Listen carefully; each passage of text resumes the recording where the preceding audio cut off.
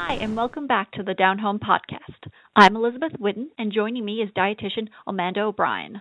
In the April issue, Amanda wrote the Salt Shakedown about how much salt is hidden in our food, the health risks that come with that, and more importantly, how people can be on the lookout for too much salt. Thank you for having me. So, you're a dietitian, so when did you become concerned with the issue of salt consumption?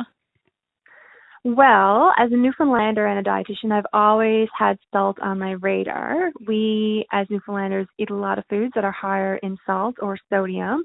And as dietitians, we know that higher intakes of sodium can lead to things like high blood pressure, which can then result in conditions like stroke or heart disease or even kidney disease. And again, relating that back to Newfoundland, here in Newfoundland, we do have higher rates of those conditions, so things like heart disease and stroke. So it's of concern for me from multiple standpoints, and I guess it's always something that I've kept in the back of my mind, foods that are higher in sodium and like looking for healthier choices. Right, and when we think about certain foods like saltfish or Bologna, we think those are local favorites, but we kind of assume they're going to be high in salt, sorry. So we kind of think about it, but your article showed that, regular stuff like bread and jarred food like sauces are also hidden with salt. That's right, you're right. So we often think of those foods higher in sodium that are staples of our diet, like you mentioned, but there are many foods that we eat every day that are also sometimes higher in sodium that people don't even really think about. So again, like your bread, and even your hard bread too, condiments, sauces, and certainly the article goes on to list a whole lot more. So if you check that out in the latest issue, you can certainly learn about the other foods that I mentioned. But it's of worth to note that many of the foods that you're eating every day could also be lurking in sodium, and you may not even know.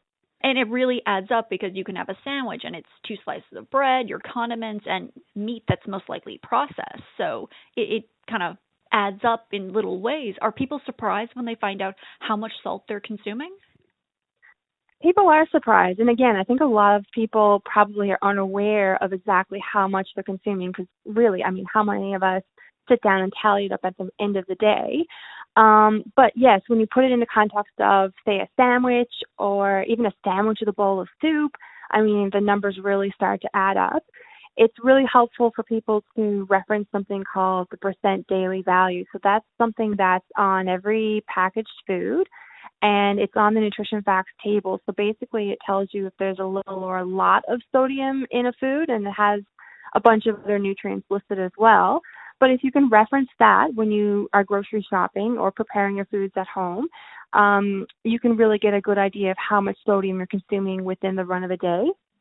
And to put that into context, so whether something has a little or a lot of sodium, the percent daily value would be 5% or less if it has a little amount, and then 15% or more if it has a lot of sodium. Right, and you kind of show that a lot of foods we just take for granted are full with salt, but in Newfoundland's case, we have such a short growing season and so much of our food is shipped in. People don't often have the option of buying fresh vegetables and fruits, so they rely on canned food, which is, again, really turns out to be really high in salt. It can be. Certainly canned vegetables could be higher in sodium. So one of the tips I tell people is to take a strainer like you would use for your pasta, pour your veggies into that, drain off any of the liquid that the canned veggies were in, and then rinse it under cold water. And then when you're cooking them again, put them in cold water in the pot if you're boiling them. And then some of the sodium that's in the actual vegetable itself will leach into the water. So there's little tricks and tips that you can do to reduce your sodium intake. Another would be if you're buying frozen vegetables. So look for frozen vegetables that don't have any sauces added to them because, again, that's going to be one of those hidden sources of sodium. So try and buy plain foods whenever possible, and that way you can add your own salt or sodium, or preferably adding different spices to kind of give your food a great flavor, but again, less overall sodium.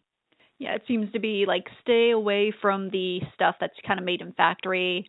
Like you try and make your own sauces and condiments and look for the low sodium labels. look for the low sodium labels. Sure, that's a great one. But again, the article goes into a little tip there as well. So even if you look for something that says reduced in sodium or something that is claiming to be less sodium, oftentimes that will be in comparison to the regular product. So say if you see a salad dressing that says 25% less sodium, then that's actually referring to the regular product. So just be aware of that as well, and make sure you look to that nutrition facts table to see exactly how much sodium you're actually getting in that particular product per serving. So in your opinion, is it easy to avoid salt, or is it like this extra job you really have to kind of be dedicated to? It is kind of hard, to be honest, because most of us are getting in excess of that maximum daily amount that we shouldn't be exceeding. So that's 2,300 milligrams a day. And most of us, roughly, just to throw a number out there, we're probably getting like 3,000, 4,000, maybe even more than that. So again, and that could be on like a healthier intake as well. So it is a nutrient that is really hard to curb because it's in so many foods. And again, like foods that you wouldn't necessarily think of. So I guess just a few quick tips for people, like look to that nutrition facts table to try and reduce your amount of sodium, make as many foods from scratch as you can. Again, like try and curb the amount of foods that you would be eating like as for takeout or restaurant foods. And again, like try and keep the processed intake to a minimum. And try and refrain from using the salt shaker as much as you can. I know that's a hard one, but I usually tell people that when you are cutting back on your intake of salt, you do it gradually, and then your taste buds won't hate you for it. They'll get used to it over time. Yeah, well, thank you so much for talking to me today. Well, thank you so much. Downhome Magazine's April issue is out now on stands, so you can pick it up and read Amanda O'Brien's article, Salt Shakedown. You can also head on over to the Downhome website, downhomelife.com.